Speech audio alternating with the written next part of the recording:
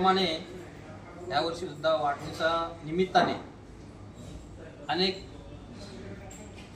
पक्षातील आणि भारतीय जनता पार्टीच्या पक्षातील सुद्धा अनेक लोकांनी प्रत्यक्ष येऊन मला वाढदिवसानिमित्त शुभेच्छा दिल्या आणि दरवर्षी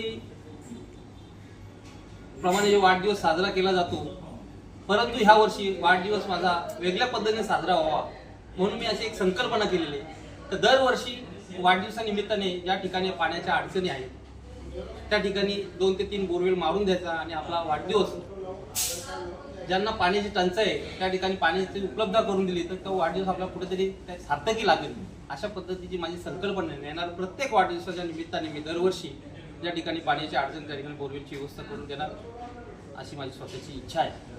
हा साहेब सकाळीच या ठिकाणी मला येऊन शापूरमध्ये येऊन शुभेच्छा दिल्या।